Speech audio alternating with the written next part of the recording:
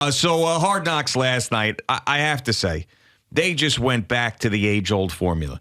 They did everything that they always do every single year and just slapped it together and threw it out there. And it was so disappointing because this year was supposed to be Jets excitement, Aaron Rodgers forcing the Jets to do it. Brand new Aaron Rodgers-led New York Jets. It's going to be the biggest story in football. And all they did was package all the same crap that they do every single year and then put it out there, which is rookie show. Then you got the guy who's going to be cut and his family. And then you got the coach in front of the team doing the inspirational speech. And you have preseason game, way too many plays in a preseason game that they basically do like an NFL film style Super Bowl of the third preseason game that the Jets had played. Of guys you're never going to see again. Right. Exactly. That's true. I mean, and that is all they did. And I got to tell you, man, like, I know that this was a big topic last week on Hard Knocks, whether or not Rob Saleh was real or not. I don't think that he's faking anything. I just think that he's cheesy. I just think I think he's cheesy.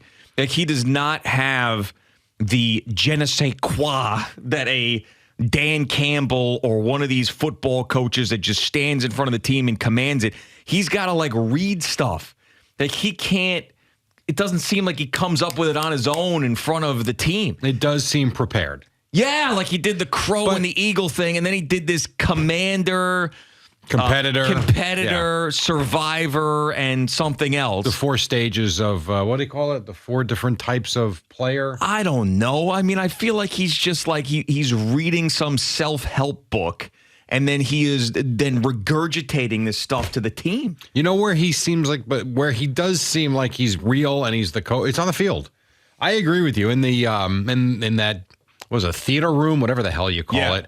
It does seem forced. I completely agree, and it seems prepared. And you can see at times if you're paying attention, he's looking down for the notes, which is fine. I mean, I get it, but it's not like in front of the room commanding the room. Whereas I do feel like on the field, he commands the field. Yeah. And it is different. So some guys are great rah-rah guys and can stand, like, I would get the sense that a Bill Parcells back in the day could stand in front of that team or his team and right off the top of his head just spew crap out and get you ready to run through a brick wall. Right. He's not that guy. But what I do watch on the field in these shows, he seems like a football coach. Yeah, you know, I mean, the results will tell us what he is. He's also very, very quiet on the sideline during games. And when we've seen him the last couple of years in real games where he wasn't that, when he was the 49ers defensive coordinator. I mean, he was on the field clapping 3 and outs, and he's basically more stoic as a head coach. Like Ulbrich. Yeah. I mean, well, yeah, he's definitely much more raw. But like, I feel like Rob Saleh will see something somewhere on either Instagram or TikTok, like he admitted, or somebody showed him something in a book, and then he puts it in front of him in the meeting and then just jams a bunch of F words around it, and then that is his inspirational speech. Yeah. Like I wouldn't be surprised next Hard Knocks episode, there's a chicken on the screen behind him. Be like, guys, you know what that is? It's an effing chicken. And this chicken wants to cross the effing road. Why did the effing chicken cross the effing road, huh? Huh? Why is it? To get to the other effing side. That's why. That's what we got to do, boys.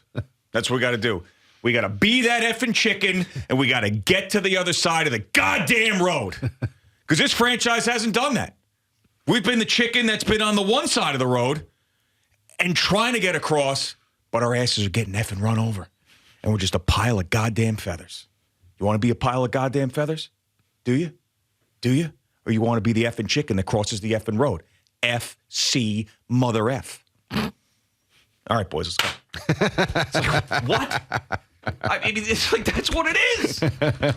That's Rob Saleh. It feels forced. I can't argue with you. Oh, my God.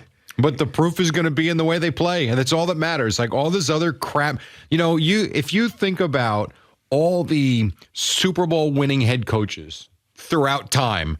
You're going to have guys that are going to be disciplinarians, guys that are yellers and screamers, guys that have filthy military mouths. Then you're going to have guys like the Tony Dungys of the world who don't do that. Guys like and I don't know. Joe Philbin, when he was the Dolphins head coach on Hard Knocks, that guy was a total bore. Didn't win, though. But you're right. You're right. Yeah. John Harbaugh, I don't get the sense is one of these guys that's like a disciplinarian type militaristic coach. So there's different ways to skin a cat, as they say back in the day. And we'll see if they go out and Aaron Rodgers plays to an MVP level, they're going to win a lot of games. And if the defense is really good, they're going to win a lot of games. And if not, he's going to be out. To me, it's that simple. If they suck this year, he'll be looking for a defensive coordinator job next year. Guys, sit down. You ever hear of Sisyphus? Sisyphus, Greek legend, pushed an effing boulder up an effing hill. Every time he got to the effing top, boulder rolled down the effing hill right back to the same spot. You want to be Sisyphus? You want to be the mother effer that gets that ball up to the hill, that boulder, and keeps it there? Huh? Which one of you mother effers is Sisyphus? Raise your hand if you're Sisyphus. No? I didn't think so. Different stages of Sisyphus. Oh, and then he does the all gas, and then they respond. Oh, that's so stupid. That one, I couldn't believe they put that on the walls there. I know. A-G-N-B. Really? In the jet font? I know. I was a little cheesy, too. Oh, by the way. And when he goes, all gas, and then you expect them no to brakes. They're just like, no brakes. Yeah, because they've had enough of it, too. All right, coach. It sounds about right. Jeez. I'll tell you the one thing I did come away from watching it. Forget paying the ticket prices. Just pay to go watch these joint practices. Oh, yeah. We love MMA these days and boxing and all sorts of violent sports. Well, this is all of that wrapped into one. Yeah, I wonder why this happens only in training camp and not in the game so much. I mean, I've brought up some of my own theories about it because these guys are just so tired of this at this point. They're pissed off. There's heat. There's a lot of guys that are trying to make teams and are like really, really going for it. I don't know. I mean, maybe it's early in the season. There's more energy, but I think it's everything you just said. Single year. Yeah, and it's the fact that they haven't played in months, the fact that they've been practicing with one another now for weeks and weeks and weeks. They want to hit somebody else. They probably, too, are tired of training camp. They're hot and bothered. It's all of it. And you've got the testosterone they're trash talking like crazy on the field. The whole thing, and I cut a bunch of stuff up for CeeLo. I thought the Quinnen Williams stuff with Mike Evans was funny. Oh, yeah, when he called him fat. Like he that was funny. genuinely seemed bothered by that. He's like, damn, bro. It's like I lost some weight this offseason. Like he went to go find him. Like, you called me fat. Yeah. It's like, I look good for 300 pounds, all right? But I mean, I didn't realize what a trash talker he is on the field, Williams. Yeah. So you got a good look at that. And I'm thinking, I want to go to these joint practices. Screw the games. Yeah. I want to go to the joint practices now. Watch these guys kill each other. Yeah, no, it definitely is a lot more entertaining than your regular run-of-the-mill training camp practice these days. These joint practices do get very, very heated. And by the way, another thing that we don't need to see anymore on Hard Knocks is Woody Johnson. We just don't. You don't like the big diamond chain? I mean, so the first time you saw him, he was like, he was out there going, oh, that Quinnen Williams he's leading the troops. Like, you could not be like more. He's awkward, rich, out of touch guy than him. Made him a lot of money, remember? Yeah, he's like, a lot of money. Makes a lot of money. And then he shows up and he's got so McCole Hardman had a big chain, and then Sauce Gardner had a big chain, said Sauce on it. So Woody Johnson shows up in a meeting, and then he unveils the big Woody chain. And I'm like, oh my God. And then he's just standing up in front of them. It's like, Woody, just hide in the background somewhere. And then be the silent owner. And then basically he's like, I don't want to put any pressure on you guys, but this is the biggest moment in all of our lives. And we invested a lot of money and a lot of time, and I don't want to put any pressure on you guys, but man, if you lose, that's going to be the worst thing that ever happened to all of us. Be a big flop.